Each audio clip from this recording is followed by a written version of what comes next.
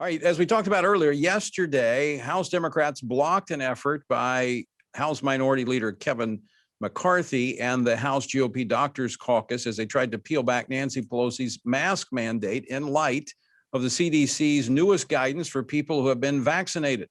As a result, GOP members of Congress who have been protesting the congressional mandate will continue to be hit with fines if they refuse to be muzzled by Nancy Pelosi. Well, so far this week, 4 GOP members of Congress were fined $500 for failing to wear their Pelosi muzzle on the House floor, and 7 others have been issued warnings. Joining me now to talk about this congressional muzzle mandate is one of the 4 GOP House members who was fined, Congressman Ralph Norman. He represents the 5th District of South Carolina. Congressman, welcome back to the program. Well, glad to be back, Tony. Appreciate all that you do. Well, it certainly sounds like you're not wearing a mask right now. No, and not going to wear a mask. Tony, as you mentioned, the $500 fine first time, and then get this, it jumps to $2,500 per occurrence. In other words, we vote in the chambers probably 2 to 3 times a day, and it's $2,500 every time. And I will tell you, and then of course I've had a lot of people call and a lot of people weigh in on it, but the sad part, that's the tip of the iceberg.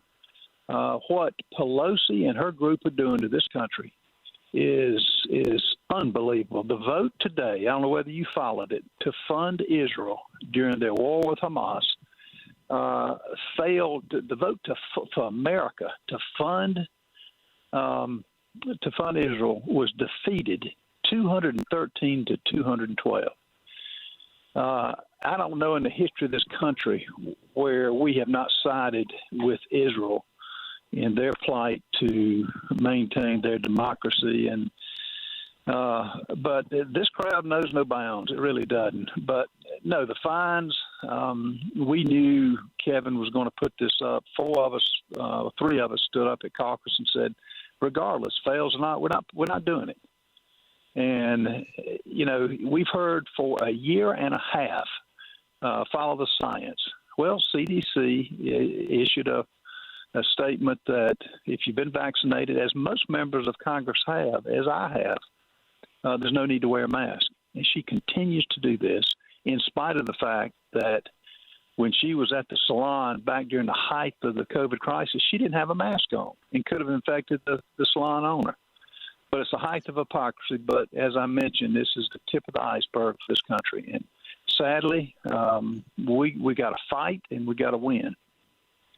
Congressman Norman, I mean, the only way I can see this is a raw power grab, because in the Senate, they're not wearing the mask in the Senate. Your states across the country, they're dropping these mask mandates. They realize they don't need them. As you said, the CDC guidance has changed. This is about Nancy Pelosi exerting raw power over Congress, in particular the Republicans. And I applaud you for pushing back. I think it's time for Americans to push back on this nonsense. Well, then get this. The hypocrisy in the chambers where we vote is where all the cameras are.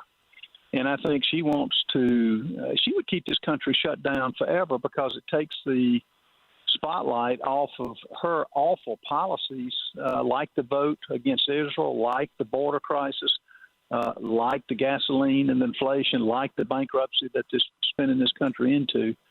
It takes the spotlight off that, but it's not going to work. And she can find, I think all of us feel like, oh, there's a lot of money. The